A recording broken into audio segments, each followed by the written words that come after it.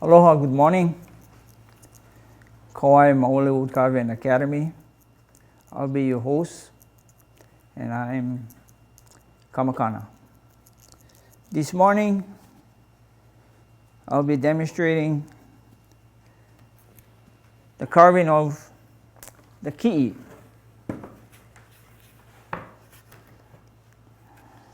Well, this is a kamani wood, beautiful wood, very heavy and dense. I'll be working on the hair braids, this part here, with a flat edge cutting tool. It's a flat edge. So while we're doing this,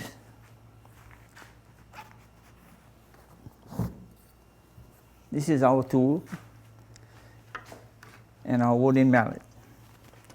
So I begin as this. Meanwhile, we talk story.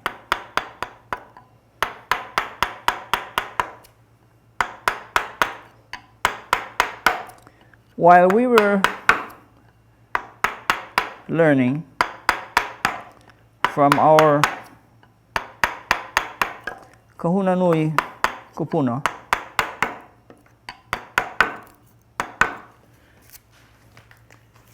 we are taught the Trinity,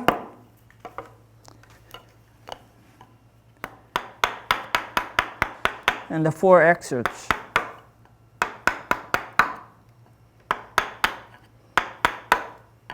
And consecration of the spirit, mind, and body. Also including the tools that will be used. That way, there's a connection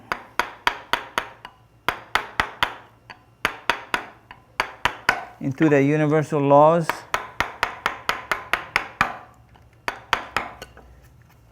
and the earth's energies.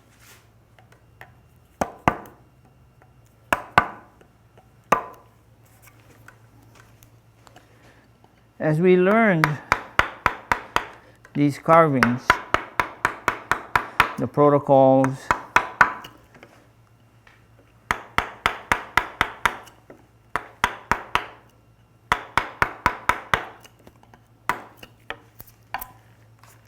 for me,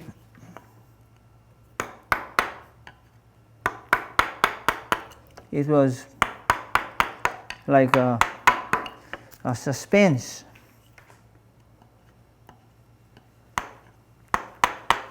What's next?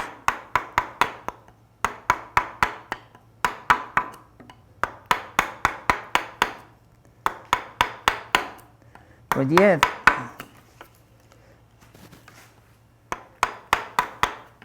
I was impatient. I always was thinking about playing with my neighbors, friends.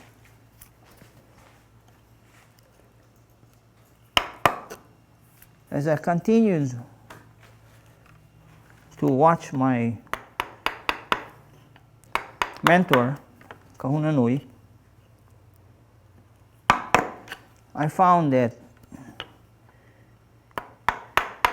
each cut that I did, there was a serene essence, and the beauty into what I was doing. Even so, it wasn't a complete work.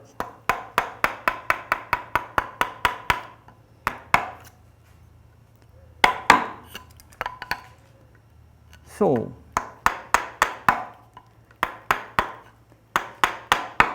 one day, I went to continue my learning. Then Kahuna Noi says, no teaching today. Go away.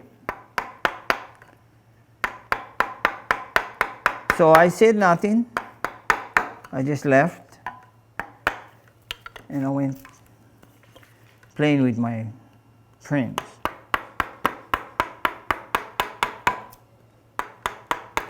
The next time I went, the next day,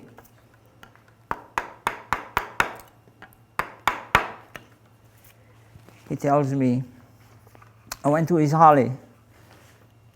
He wasn't in his holly. He was in his taro patch. So I went at the taro patch. He was working with Carlo. He said, no teaching today. I said, wow. At that time, I felt lost. And it's like I was lonely.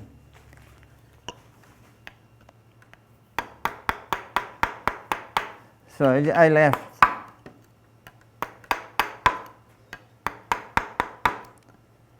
But I didn't play that day. There was a short dwarf coconut tree along the edge of a little valley in that Ely. So I found it had a nice shade from the leaves, the wind, the breeze blowing. I hear dogs barking, all kind of birds making calling sounds of birds, and the rooster crowing. So I went to sleep.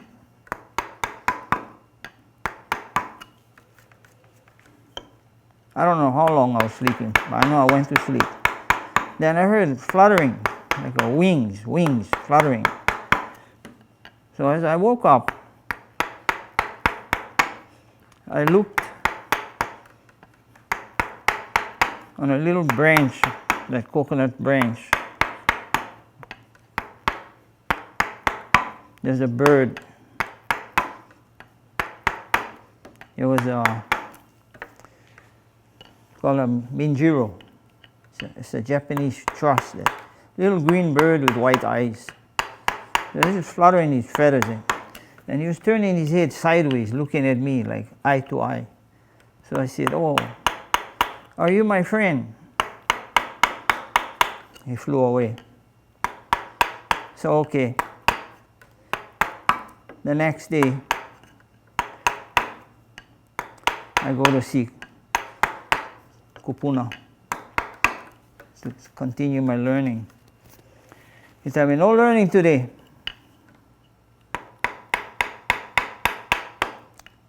You catch me o'opos. Oh. I said, now he's telling me to go catch o'opos. So I said, okay.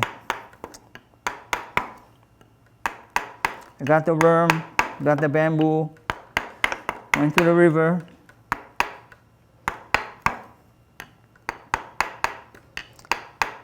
I caught the o'opos. So I bring them back in the afternoon. He said, how you catch these o'opos? I said, worm, bamboo pole with hooks. And he tells me, it's no good.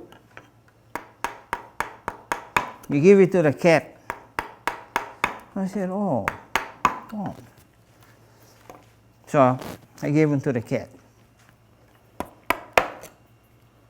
So that evening, things was running through my mind. Oh, how come? How many days now? And he's telling me this and that. So the next morning, I went to his holly. I said, aloha, my mentor. I'm here. I would like to say something with your permission. So he was quiet. never responded. So I said, I know I was wrong because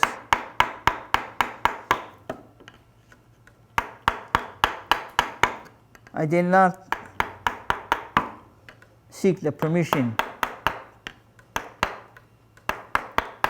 to Akua for taking the worm from the earth.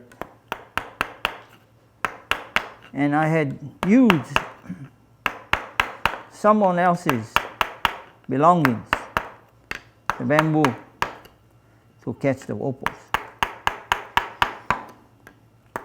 But now I know I will do everything that needs to be in order fashion. So I will catch you your opals or opals. And he tell me, he says something. He says like, tomorrow, when Vana'au appears with his first light, you come.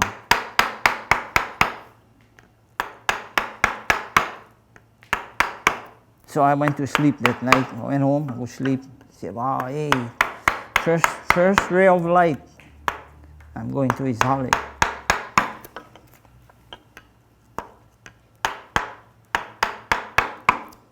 So that morning, I went over. It looked like he never sleep, but I guess he did sleep.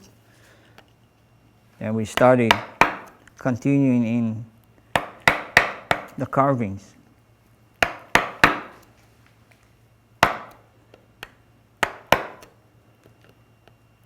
So that was a lesson I've learned. At one point he told me, did you learn? What have you learned?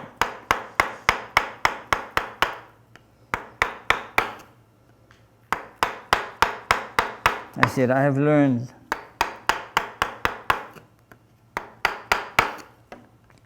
how it is to be done.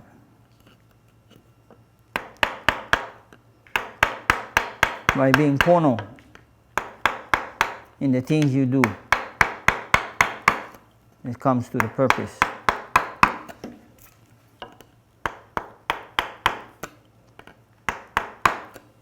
He just continued his carving and never said anything. Then I emanated him to what he was doing in that particular carvings.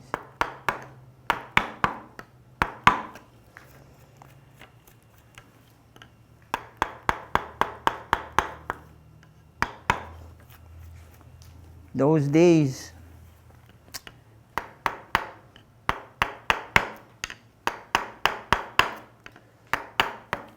the kahunas had every meaning for everything.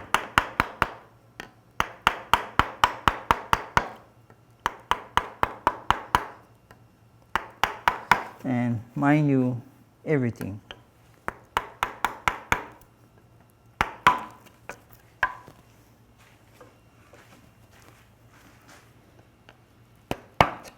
How the wind and the trees reacted, clouds in the skies, the weather, the sounding of the birds, everything. And when they did their carvings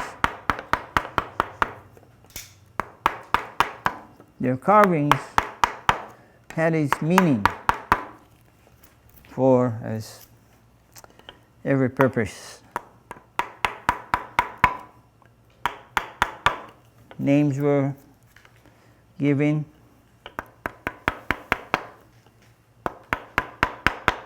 For that particular carving.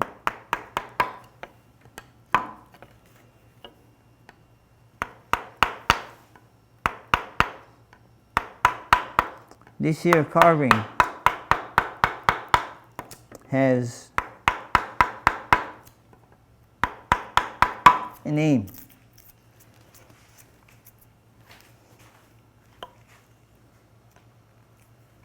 As everybody today in modern times have a name.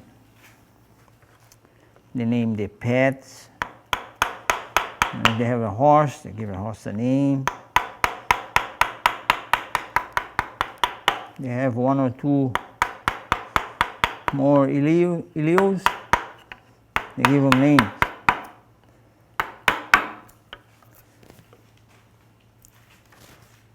It's a similarity to the hunas from the past in their doing so.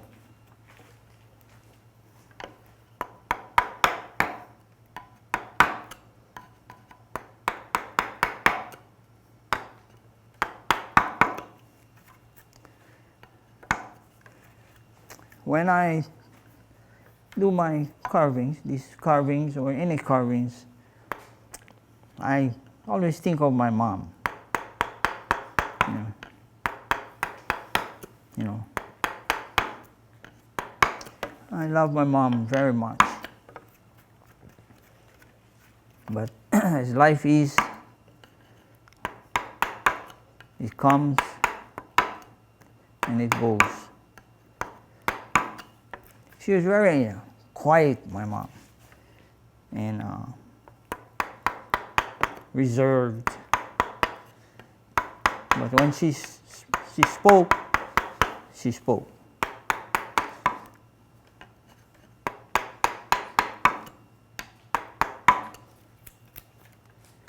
She would tell me at one point when I asked her, I said, "Mom, I want to teach the carvings." She said, "Why do you want to teach?" I said,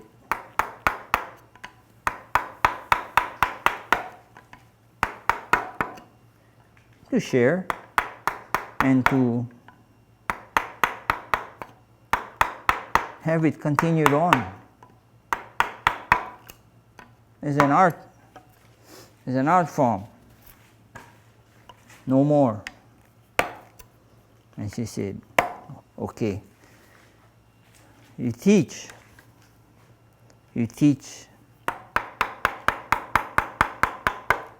only basic fundamentals." I said, "Okay, I understand." Then she mentioned something. She always spoke in parables, you know. She said, "You must search your genealogy.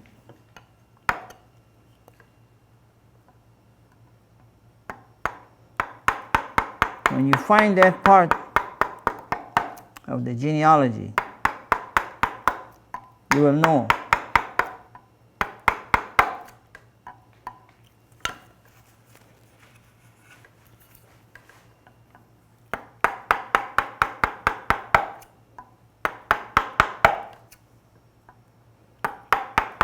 I said, "Oh no, what, Mom?" She said, "Search your genealogy. I give you a word to look up and find. The word is kapiao.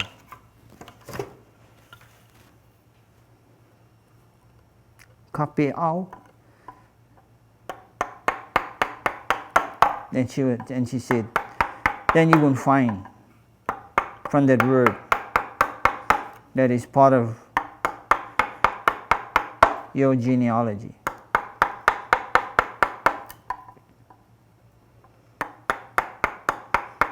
So it's a very strong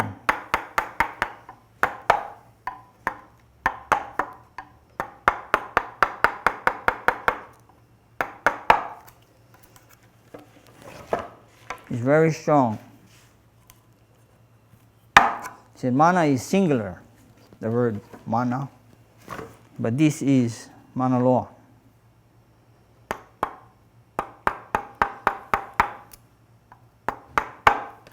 And she ended the conversation. So I found out the meaning from that word on the genealogy. It's one of our ancestors in there. It's in that meaning of that word. So that was kind of a surprise to me to learn of this.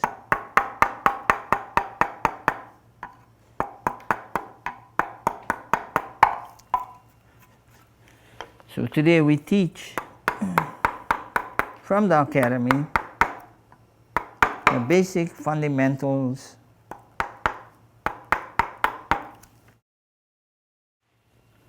for the ki'i.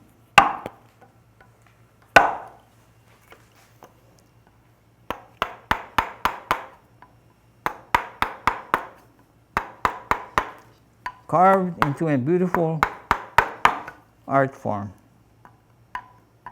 and its meanings.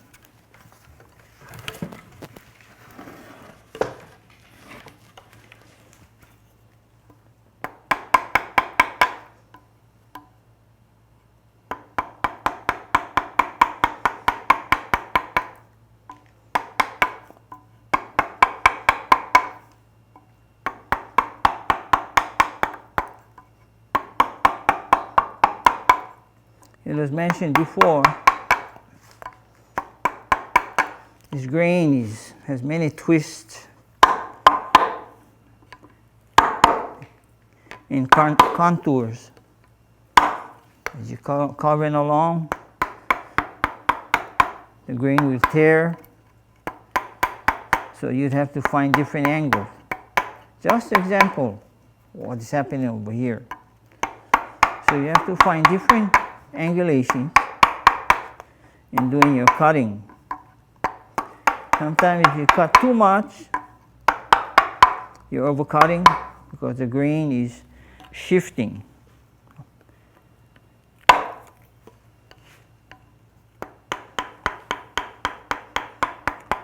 I think of carving and its grains is like part of life.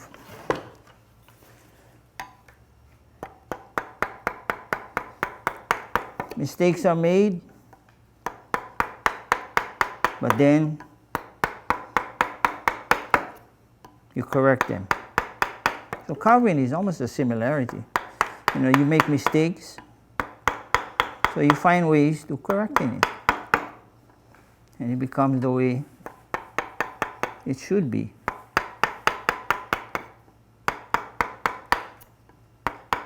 And it's interesting. The wood is not just a wood. Wood is like a teacher.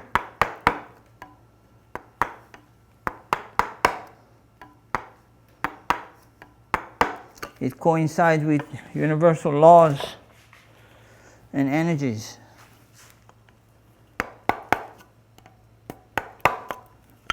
You know, you would say long story made short.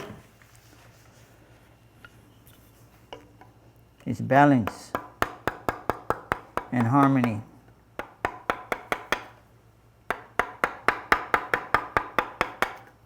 And it should be okay. But it doesn't happen instantly.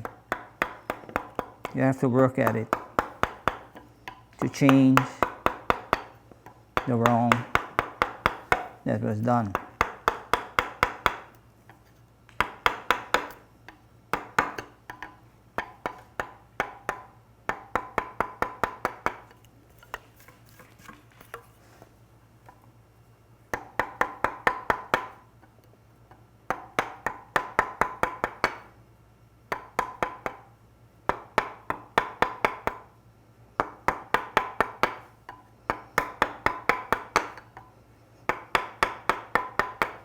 So that's the story I have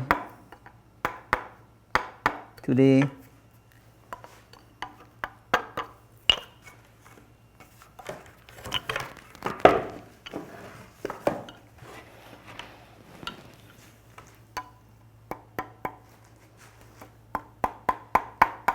About the carving.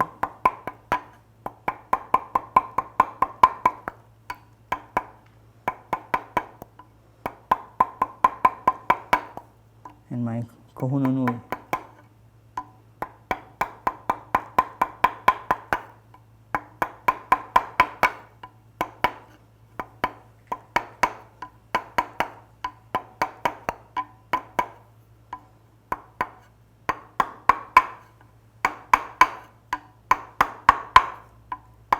Sometimes my kahunanui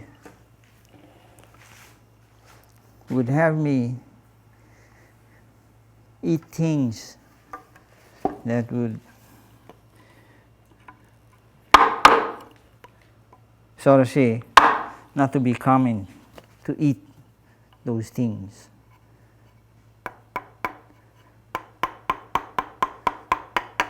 But it was all part of a protocol.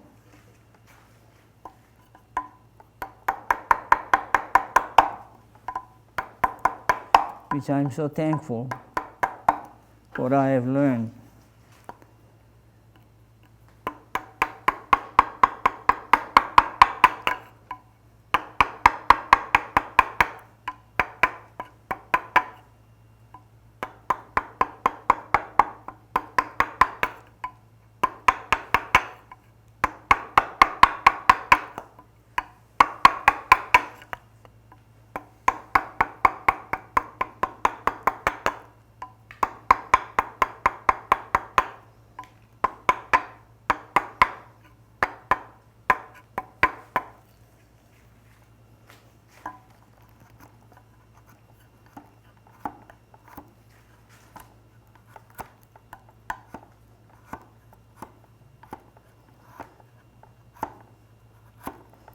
Sometimes the wood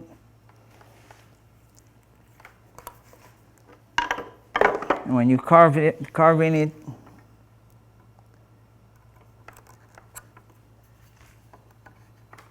it becomes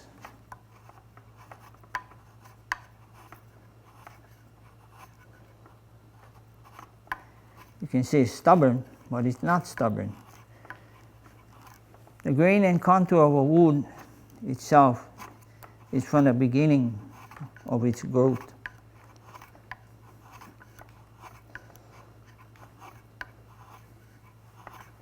How it grows from the beginning into maturity. So you have so many twists and turns in the wood. It starts when they were young. And you'll find that the branch that became matured had been injured while on its young growing stages. So by knowing that, you can fix the tears on that wood, on that particular pot. But it's going to tell you what part of the tree branch that got injured while it was growing. So injuries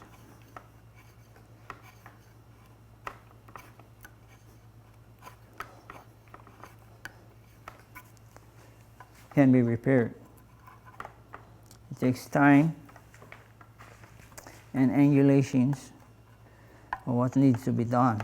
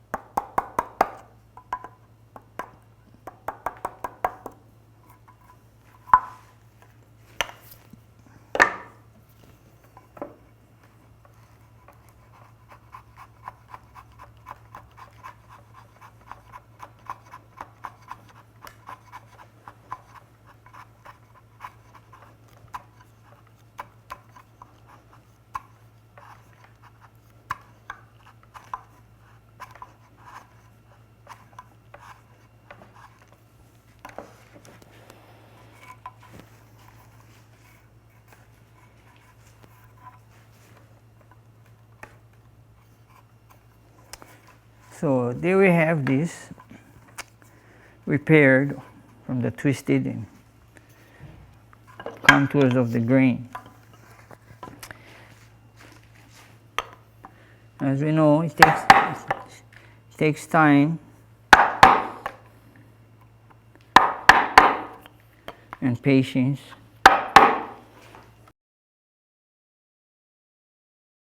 in correcting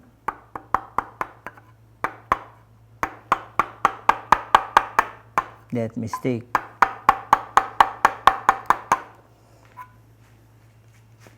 When it comes to the wood,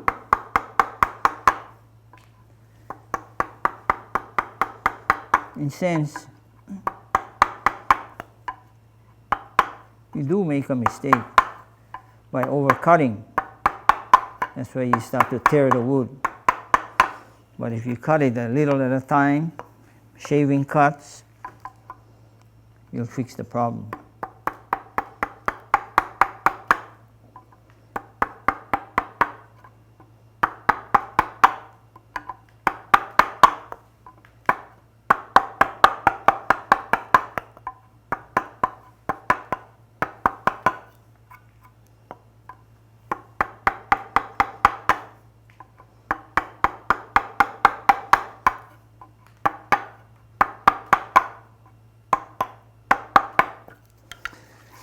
The Academy does more with hand tools. Very, I don't advise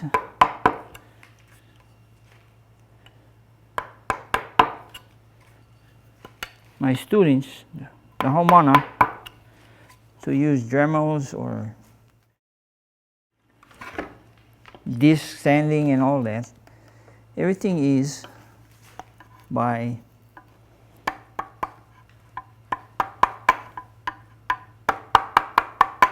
hand and tools. I said,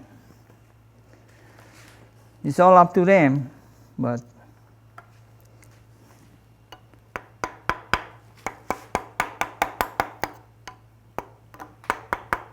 avoid shortcuts.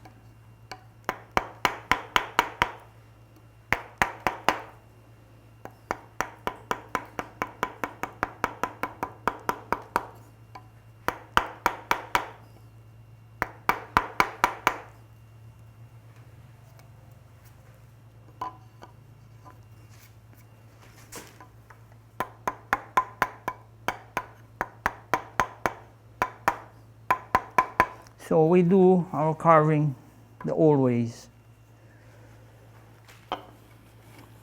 One of my Haumana say, Kumu, how about if I use pohako to do on carving? I said, if you want to, why not?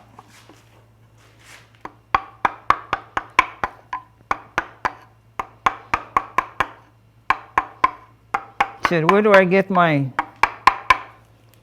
cutting? What is that, ads? I said, yeah. Where do I get it? I said, well, if you want to make it yourself, it can be so. Do your research. What kind of pohako they use, and start from there. But don't forget, pulikako among yourselves. Then it's going to come. He said, oh, okay then. Okay. I said, do it by yourself. Find a way that you have that pohako.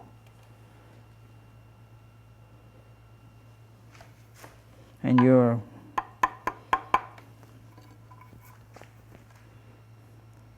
carving will become real different.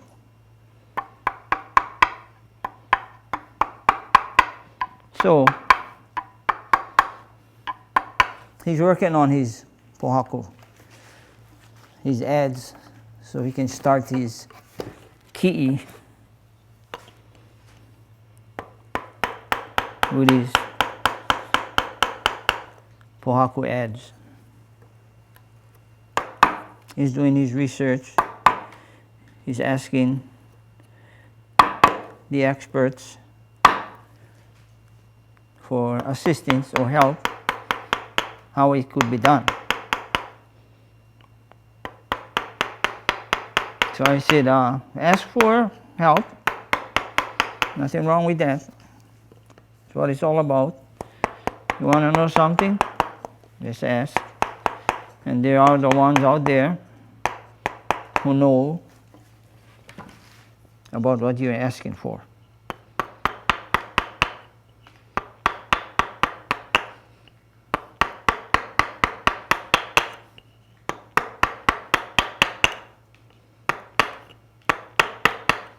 Sometimes you find someone who will present you that ads as a gift. That's okay.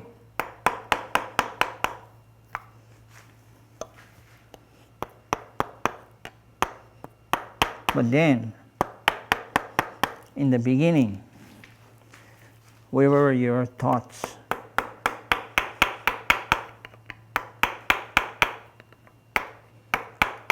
For you to think about it.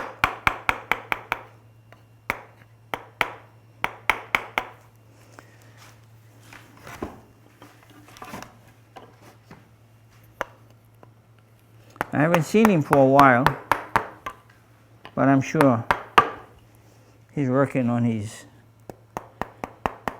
ads.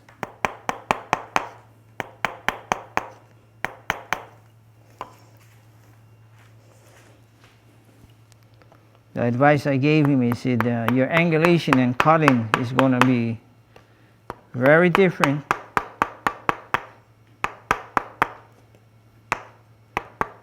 from these modern tools. But if you want to do it, you can do it. It's going to happen. You can bring it into manifestation.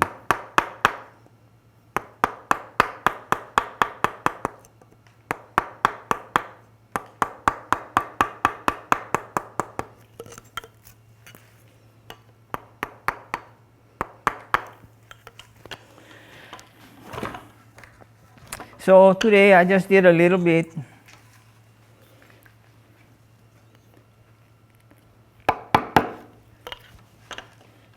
on this carving.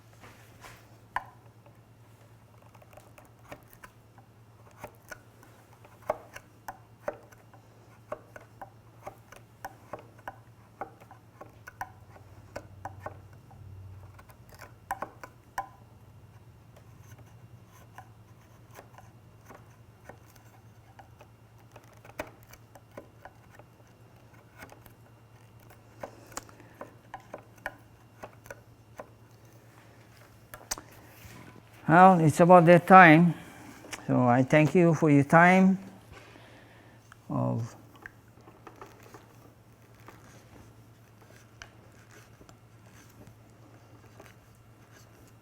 carving this ki'i with me and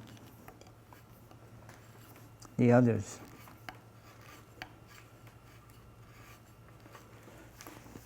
Thank you for your time and patience. Kamakana, Kawai Maoli, Wood Carving Academy. See you again.